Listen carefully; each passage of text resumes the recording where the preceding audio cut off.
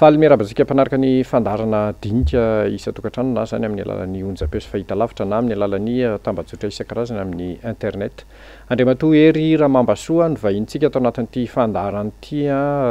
malagasy monina sy miasa any amin'iny faritry Azia atsimo atsinanana sy Pasifika iny ny tenany any niasa teto Madagasikara nandritra taona maro koa ny tenany ary efa niasa tamina maso ivoho vitsivitsy tany ivelany tany. Miarabanao Hery Ramambasoa tonga soamantsara eto amin'ny fandaharana. Ya miarabanareo tompon'andraikitra n'ity fandaharana ity ary miaraba ihany koa anareo mpijery isa-tokantrano. Noho izay hoe malagasy monina ny Hery Ramambasoa miasa sy monina any amin'ny faritry Azia atsimo atsinanana sy Pasifika izay dia hifantoka amin'ny resaka fiaraha-miasa sy resaka géopolitika ny fandaharantsika zany amin'ity indray mitoraka ity izay aloha hevitra dia tsy dia firesakantsika matetika eto amin'ity fandaharana ity dia ararotina ny fotoana nandalovany teto Madagasikara. Fanontaniako voalohany ny Hery Ramambasoa efa taona maromaro ianao niasa tany amin'iny faritra iny manahoana zatra hoe tsapanao amin'ny malagasy anao eo amin'ny resaka fifandraisana amin'ireo olona an'ireo sy ny sisa hidirantsika ihany koa ny resaka tantara rehefa avy eo. Ny zavatra manaitra voalohany aloha rehefa tonga sy monina elaela amin'ireo faritra any Azia atsimo atsinanana ireo ka hatrany Pasifika ny malagasy dia tsy mahatsiaro vahiny. Satria na ny toetany rehefa mijery ianao vao tonga amin'ny fiaramanidina dia mahita tanimbary, mahita onaona ohatra ny atao Antananarivo ireny manodidina an'ilay tanan-dehibe. Dia manontany tena mihitsy ianao hoe fa aiza moa zany ohatra ny hoe tonga eo Toamasina ianao na tonga any Andapy ianao na tonga any amin'ny faritra Fianaratsoa ohatra zany, satria tena ny loko rehetra hitanao dia loko mahazatra anao aty Madagasikara. Raha makany Europa mantsy ianao na makany Afrika dia samy hafa ny loko hitanao, tsy loko mahazatra anao. Eto zao tsika misy loko mainty tany io aloha na lokon'ny tany na ny zava-maniry na ny lokon'ny lanitra dia tena manaitra anao avy hatrany hoe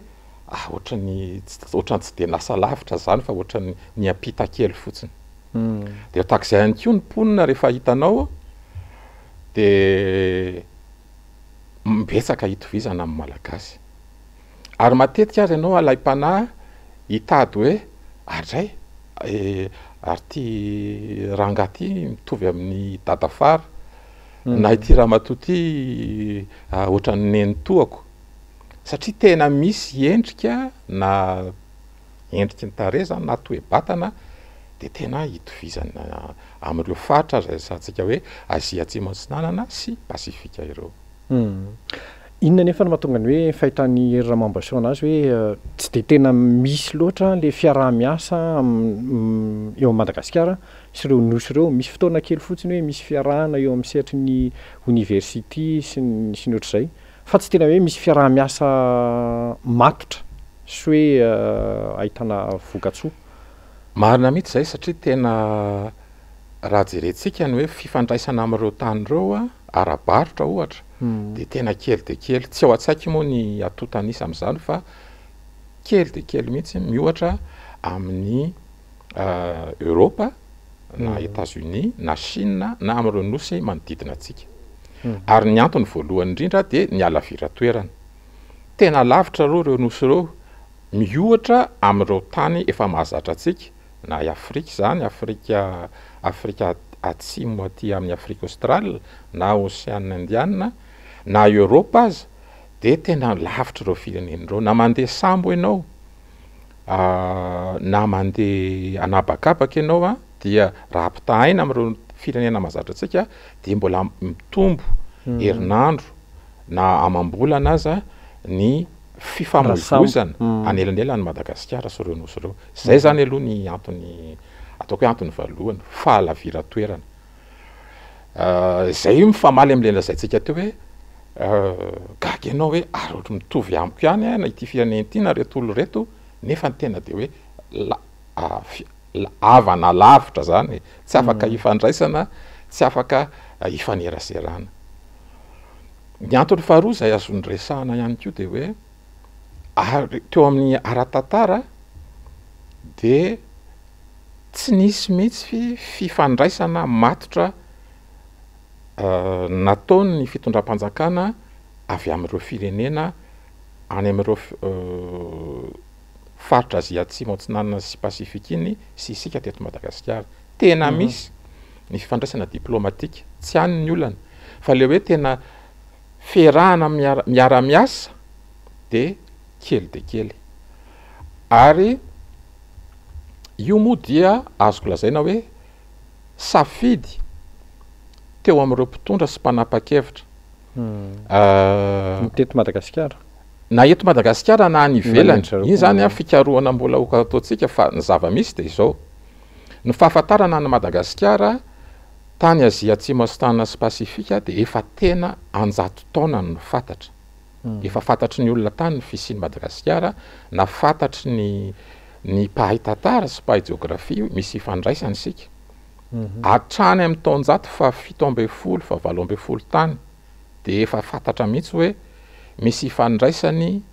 ny olona, ny fiavian'ny olona any amin'ny faritra Azia Atsimo Antsinanana sy ny malagasy, ary ny malagasy rehetra, fa tsy hoe malagasy amin'ny faritra sasany fotsiny fa saiky ny malagasy rehetra de misy fifandraisany avokoa. Ny porofo fantatsika rehetra moa zany de ny hoe ny teny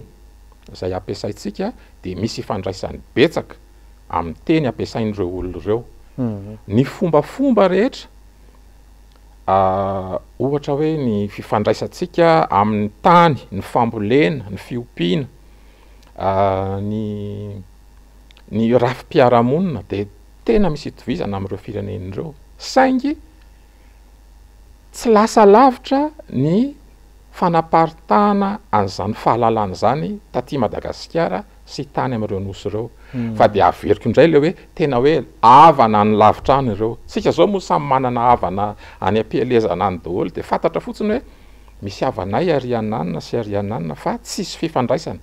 De tena izay mihitsy le izy. Mifankalala zany ny mponina any amin'ireo faritra ireo sy ny eto Madagasikara hoe manana fifandraisantsika fa tsy nisy fifaneraserana. Ary io dia iza ohatra ny nosy tena hoe azo ny Herimambasoa asongadina amin'izay lafiny anankiray izay, iza daholo ireo nosy ireo? Saika Azia Atsimo Antsinanana Ray Manontolo dia misy fifandraisana amintsika. Dia tononiko eto manokana zany Philippines, Indonésie sy Malaisie moa zany no fanakaiky eo. Fa ary hatrany avaratra io de misy any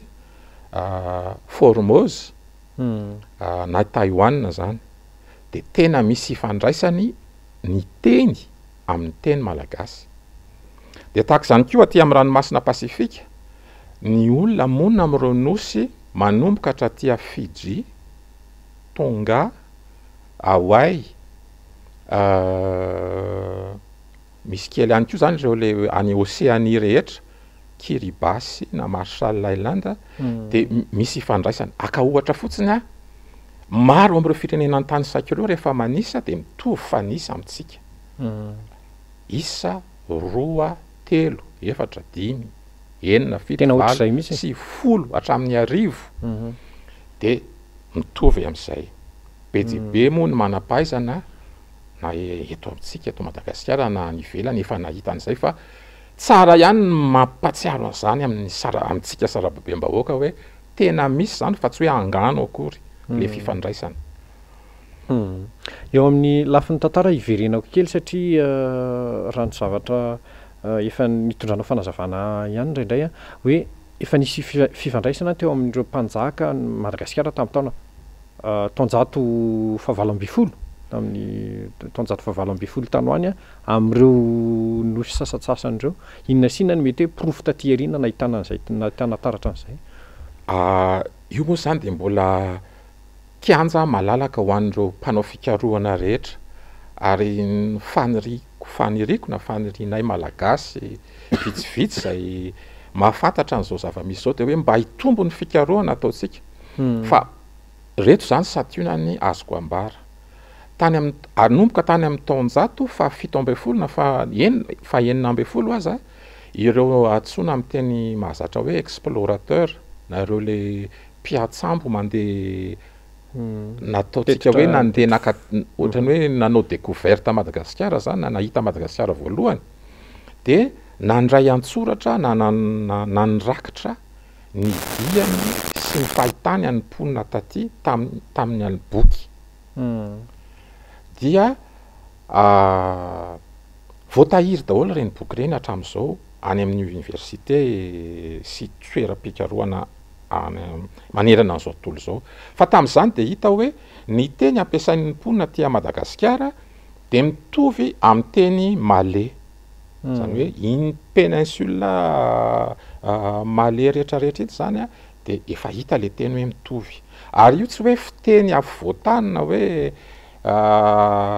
anindra tany fa izay matsy le nahatonga antsika resy lahatra hatramy voalohany mihitsy hoe ny malagasy de mponina iray ihany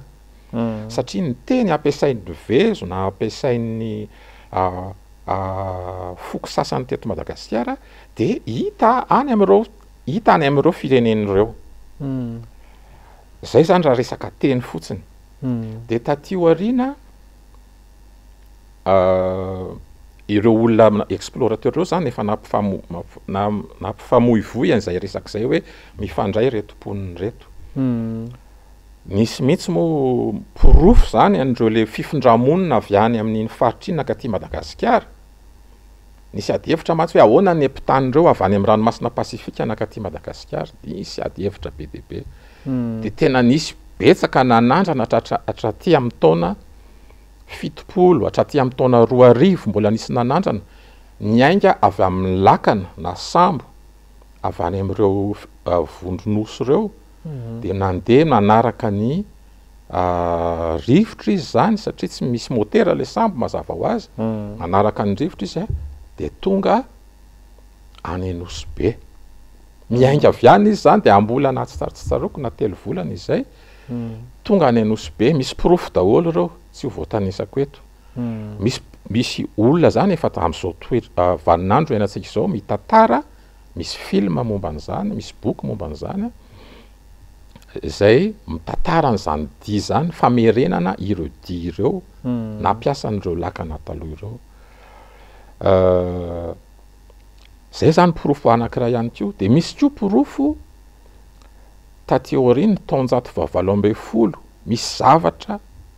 nentina reny explorateur reny avy aty Madagasikara nentina tany Pasifika ohatra tsy resahako tsony zany hoe tao anaty mivarotra zany de rehefa misy ny fikaroana aporisihana ny tanora sy ny mpikaroka rehetra de hita daholo hoe misy zavatra malagasy hitatsy misy zavatra avy any amin'ireo firenen'ireo hita aty Madagasikara sy ny morontsiraka atsinanany Afrika rehetra ao anatin'izany Zanzibar, Comore, Madagasikara tsy isika rery fa atsy faritra atsinanany Afrika tsy tarazoka ela loatra fa tamin'ny taonjato fahavalo amby folo ohatra de nisy sokatra malagasy voalaza fa nentin'ny explorateur Cook avy aty Madagasikara everina ihany koa avy amin'ny mpanjaka taty tamin'izany fotoana zany nomena ny mpanjaka any Tonga nosy Tonga zany vitsy de vitsy angamba ny gasy mbola tonga tany Tonga any ampovoan'ny ranomasina Pasifika any misy an'izany fa io sokatra io dia araky ny fikaroana natao de tonga tany tamin'ny taona 770 ary raha tsy diso 970 vao maty le sokatra fa de fatataona vitsivitsy lasa zay fantatry ny olona rehetra zany hoe avy any Madagasikara io zany hoe efa nisy fifandraisana isan-karazany toy izany teo amin'ny mpitondra tamin'ireo firenen'ireo sy tamintsika noho izay fahafantarany na de tsy nisy porofo mivaingana be maro be azy ny lazana fa tena misy fihavanana sy fifandraisana tokoa ny mponina any amin'ireo faritra ireo sy ny mponiny eto amintsika. Amin'ny akapobe nefa ny Ramambasoa zany hoe somary mitovy fiaviana zany i malagasy sy ireo mponina andreo. Amin'ny akapobeny amin'izao fotoana izao saika mandroso be daholo ireo firenen'ireo raha tsy de resahany eto Madagasikara fa mandroso lavitra no Madagasikara ireo firenen'ireo. Taizany mety hoe na tonga andreo lasa lavitra noho isika de na inona ny mety hoe nataraka antsika ohatrany amin'izao vanim-potoana izao. Ona ozy izy ny filazan'ny olona misy amin'ireo firenen'ireo mbola miaina miaina amin'ny ona ohatry ny eto Madagasikara, miaina rano miakatra, izy tsy de tena miaina le fahasahiranantsika loatra nefa. Marina tokoa izay fanamarian'izay izay hitan'ireo malagasy sendra mandalo any rehetra hoe misy fandrosoana be ireo firenen'ireo. Arina mitarika indrindra zany amin'izao fotoana izao dia Indonésia izay ho anisan'ireo firenena 20 matanjaka indrindra eran-tany atao anatin'ny 10 taona monja. Indonésia dia ho andeha alohan'ny Frantsa, alohan'ny Grande-Bretagne ary alohan'ny Allemagne afaka 10 taona raha ela indrindra raha arika-rena no resahana. Satria tena mandroso ireo firenen'ireo. Madagasikara dia mbola natanjaka noho i Korea Atsimo tany amin'ny taona 770. Korea Atsimo moa zany tsy Azia Atsimo antsinana kanefa mba ilazantsika hoe tahak'izay ny faritry ny toe-karena tany amin'ireny firenena ireny tamin'izany, isika tena mbola natanjaka tamin'ny taona 770. Dia ireo firenen'ireo vao nisandratra daholo. Fa ny 30 taona taorianan'izay zany isika nijotso fa ry zareo ny iba ny arika-rena teo aminy. Fandarana fohy moa ty ataontsika ity fa be dia be ny zavatra ny fahamaofana natonga an'izay. Fa ny azoko ambara fotsiny dia ny hoe ny fahaizana na rararoatra ny fitomboana teo amin'ny lafiny industrialy ohatra ara-toe-karena dia samy nanana izay lafiny avy ireo firenen'ireo.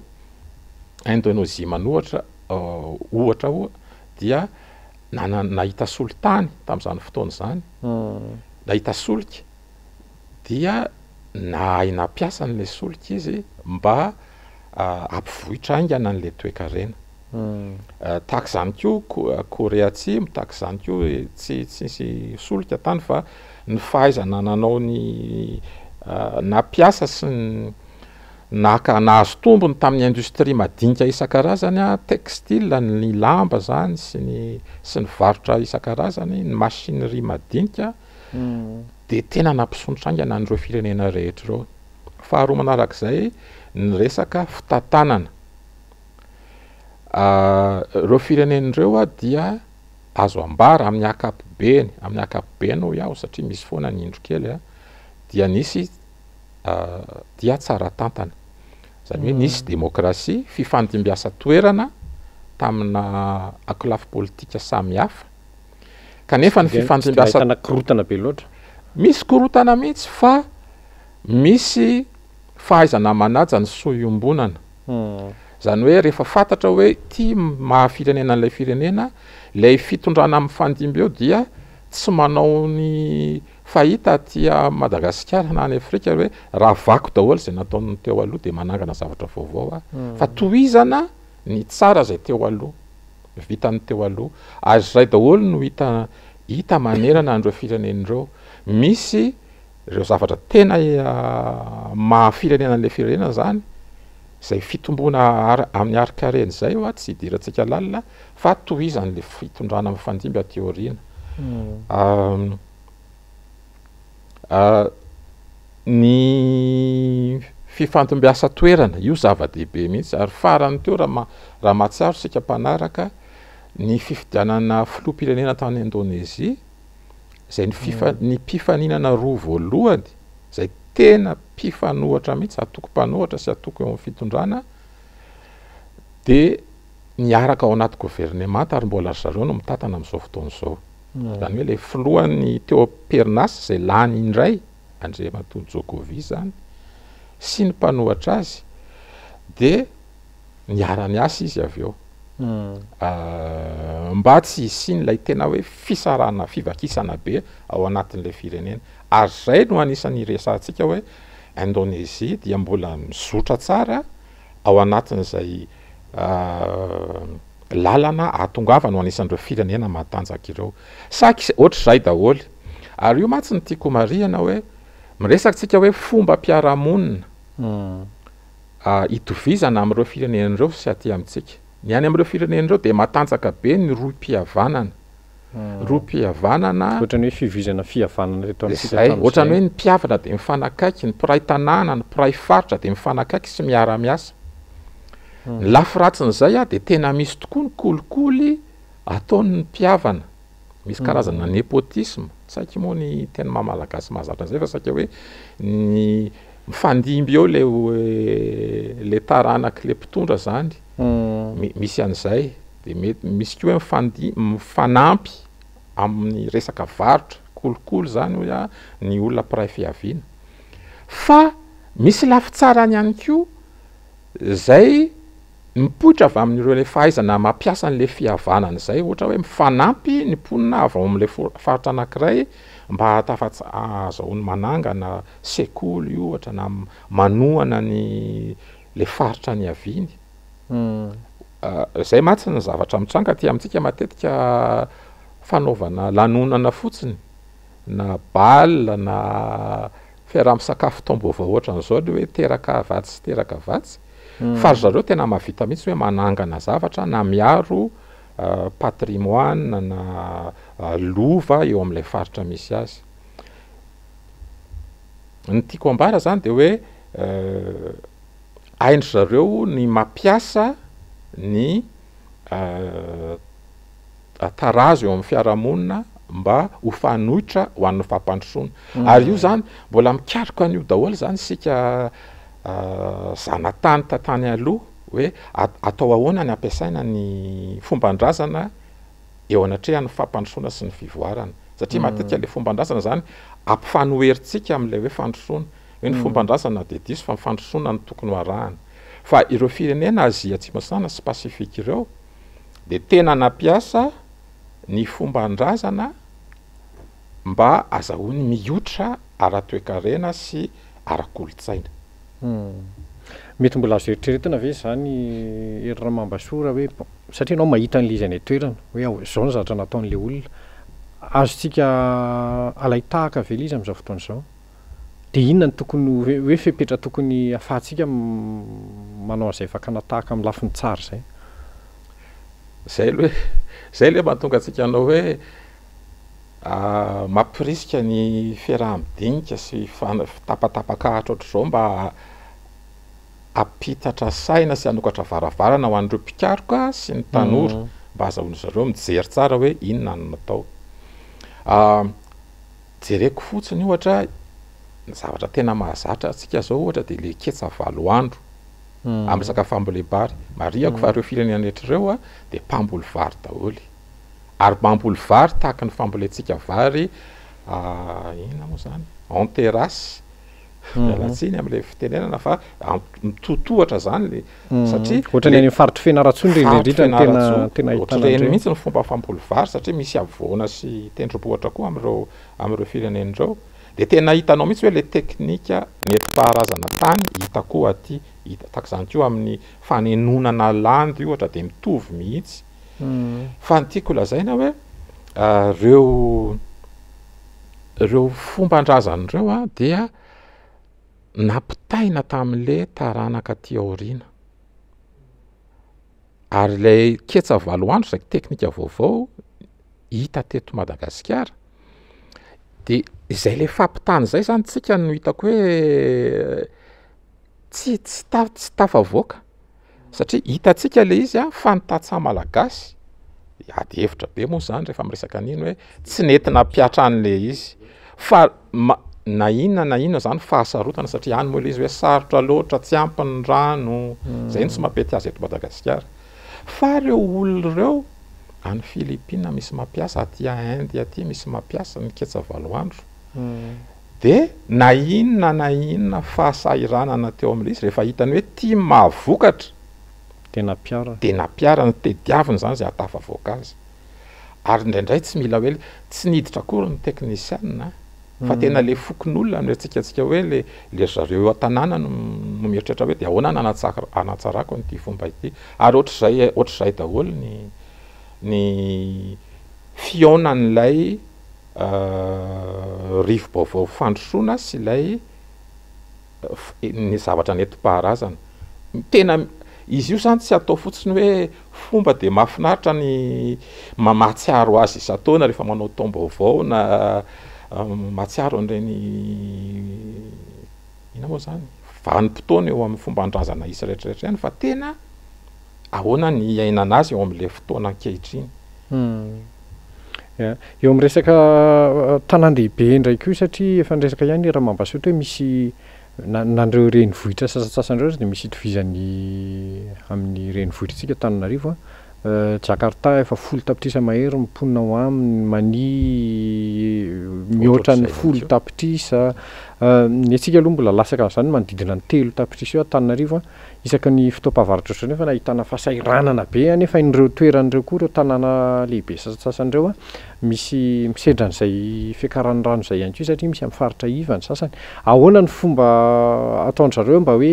ialana amin'ilay teny hoe fasairanana be ohatran'izao iainantsika zao nefa ny azy avo 3 hoe na avo 4 eny nisy amponina ao aminy tena marina zany Antananarivo mahasamihafa azy fotsiny atsika aty ambony avoana fa misy ampahany ambony avoana fa Jakarta na Bangkok na Kuala Lumpur de amoron-dranomasina na amoron'ny ony ngeza be dia teo zany no niorina le tanàna ary tena marina mihitsy vazanao tena onaona ohatra n'Antananarivo faizay ireo tanàna ireo tamin'ny voalohany misy ohatran'ireny faritra Peflona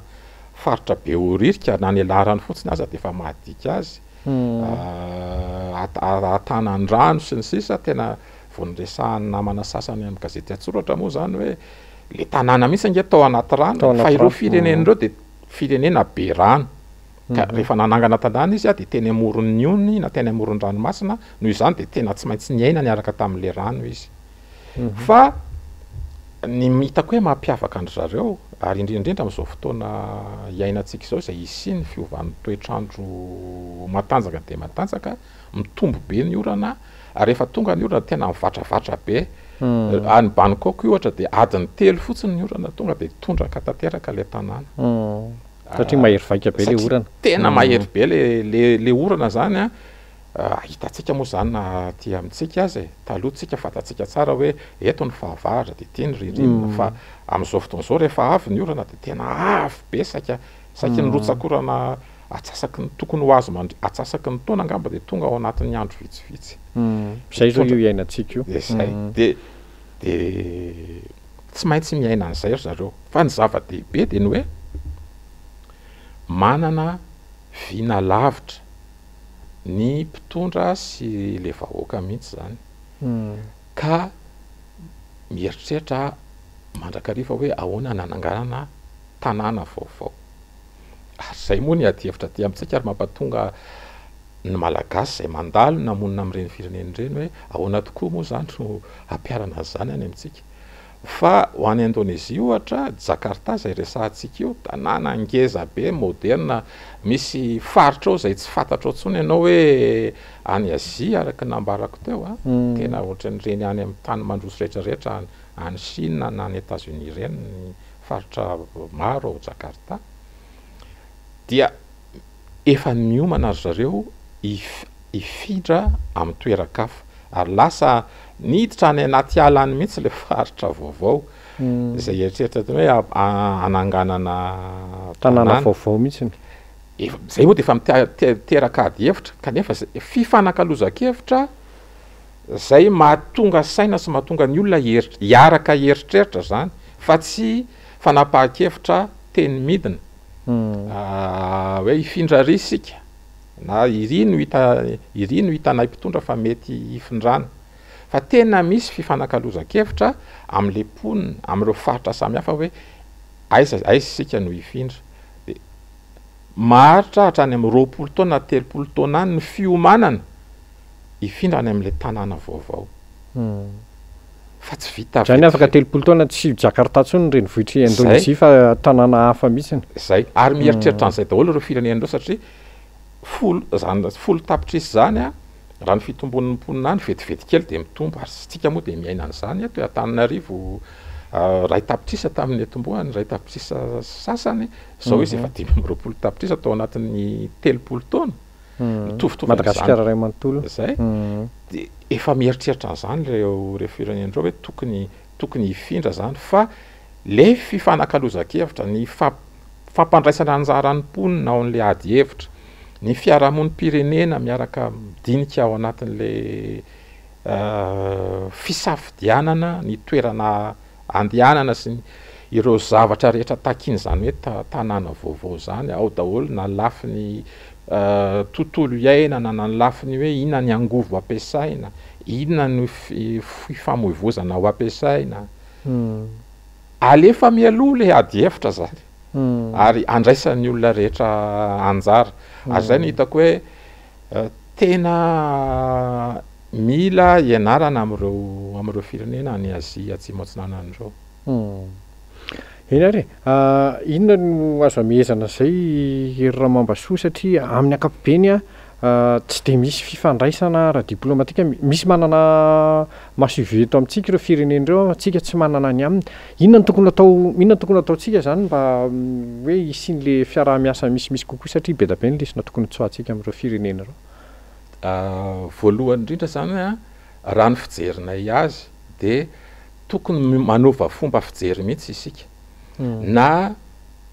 ny fitondrana zany ny zay eo amin'ny fitondrana na ny mpandraharaha na ny mpanao fikarohana dia mety ny olon-tsotra koa na ary indrindra ny olon-tsotra tsy tokony hianona fotsiny zany sika amin'ny lalana mahazatra hoe ny nahazatra atsika am'izao zao tsika de mitodika any Chine na Europe na États-Unis na Afrika faritra atsimon'ny Afrika Australe zany reo zany ny mahazatra atsika ary misy ny fifandraisana ara-barotra na ara-diplomatika aty Azia atsimo atsinanana fa tsy ampy satria araky ny lazaiko teo ireo firenen'ireo dia alatsiny ary amin'ny teny vahiny eto vecteur tena mitarika any amin'ny fandrosoana kanefa tsy mandray anjara ao anaty tsy misitina ho any amin'ny fandrosoana ireo fa isika dia taraiky aty aoriana zay faly mihitsy nahita fa misy malagasy ngambany raha miaino an'ity izy zareo moa zany fa tsy olona ray ilay izy misy malagasy eo amin'ny pavillon eo mandeha tambola nandeha tsara moa zany fifamoivoizana anabakabaka de maka entana izy any Indonésia fantatsika koa Thaïlande be fa reny zany tena initiative tsy miankina olona tsy miankina no manao an'le izy tokony ampitomboina mba avitatsika anakakaizatsika kokoa ifaneraisaratsika be kokoa amin'ilay tsena any amin'ireo faritra ireo ireo firenen'ireo dia misy fifandraisana diplomatika tena efa nisy mihitsy hatrany amin'ny taona 90 tamin'ny andro ny filotsiranana de efa nanana fifandraisantsika tamin'ny Formose tamin'ny Philippines tsika zao raha makany Philippines tsy mila visa ny malagasy mandritra ny 20 andro fa afaka miditra fotsiny satria zay le anatsika tany ambolohany hoe misy tantara fifandraisana ara-tantara zay fantatry ny mpitondra tamin'izany fotoana zany ampiasain'ireo olona ireo any Philippines aza mbola misy olona mitondra anarana rana val satria tindry zareo loatra le tantara teto Madagasikara de misy zanany na mpitondra ny anarana rana val mbola miriry any Philippines maro fa tsy hoe ray na roa ka io fifandraisana io zany tokony ho ampiasaitsika mba azahoantsika tena mifandray amin'ireo olona reo olona any amin'ireo firenen'ireo tsika manana mpianatra malagasy be de be fa anjatony nianatra tany Indonésia dia tamin'ireo firenena hafa amin'iny faritra iny ihany koa fa tsy haitsika tsara ny mampiasa azy satria matetika ny teny tsy mifanaraka na dia ositsika hoe mitovy ny fototry ny teny a rehefa miresaka andavanandro ianao tsy hoe miteny gasy akory ianao dia azon'ireo olona ireo fa tsy efa nivoatra ny teny dia tsy maintsy miteny indonésiana zany ianao na mahay teny filipina na teny anglisy farafaratsiny mifandray amin'ireo olona ireo. Ny fifandraisana ara-diplomatika dia za tsy teny mihitsy tsy teny aho hoe na hibaiko hoe ny fitondrana dia tokony alangana maso ivoany amin'ireo toeran'ireo kanefa tena misy banga mihitsy satria misy zavatra mitranga isan'andro eo amin'ilay firenena zay mety ahasoa atsika kanefa satria tsika lavitra loatra na tsisy mahasoa ivoa eo atoerana dia tsy misitraka an'izay zany tsika ohatra hoe resaka vidim-bary ohatra dia malaza hoe Thaïlande na Vietnam ny fividianana vary fa ndray rehefa tsy anytsika dia tsy vitsy ny olona mahafantatra hoe atsy le vary mora tokony ho tonga aty Madagasikara na atsy le fikarohana momba ny ala na momba ny fiarovana ny zavaboary zay ampiasainy reny fireneny reny fambolekazo ohatra nefa tsy mba hitatsika tsy mba andraisatsika lesona zany fa very fotsiny ihany nefa dia tena ilaitsika tsika zany dia mifantoka be loatra tamin'ireo fifandraisana mahazatra voalohany amin'ireny zany Europa zasaikitsika teo koa hoe Chine na Afrika zay tsy misy maharatsy azy akory kanefa ilay fanakekezana ara-tantara sy ara-piarahamonina tamin'ny Azia Atsimo Atsinanana sy Pasifika dia tena misy ary azo tsapahitanana na ny foto-tsakafo na ny fomba firesaka na ny fomba fiadia-kevitra dia tena mitovy. Zany hoe tokony ho amafisina kokoa le fifandraisana satria zareo araka ny efa voalazantsika eo lasa lavitra no tsika izy amin'izao fotoana izao. Tena tokony ho amafisina le izy mba tsy tena hoe atao lahara-pahamehana tena tokony ho amafisina satria io ohatrany hoe piraitapo ao an-trano misy zokony foana mitarika ny zandriny ary araka ny lazaintsika teo tsika tany aloha zokony reo firenen'ireo raha ara-toekarena satria rehefa mijery ny tantara ara-toekarena eran-tany dia Madagasikara tamin'ny taona 70 ambony dia ambony ny laharana nisy azy fa amin'izao fotoana izao reo firenen'ireo efa lasa aloha dia tsy tokony hisy hamenatra antsika anaraka hoe inona no fomba nataonareo ahoana ny fomba nampirobonareo ny toekarena teo aminareo mba hianaranay iny hoe mandiza raha hitsikitsika hianaranay raha fararano. Eny ary dia mankasitraka ny hery Ramambasoa nitondra izay fanazavana misimisy izay ara-tantara sy ara-toekarena sy eo amin'ny lafin'ny kolontsaina ihany koa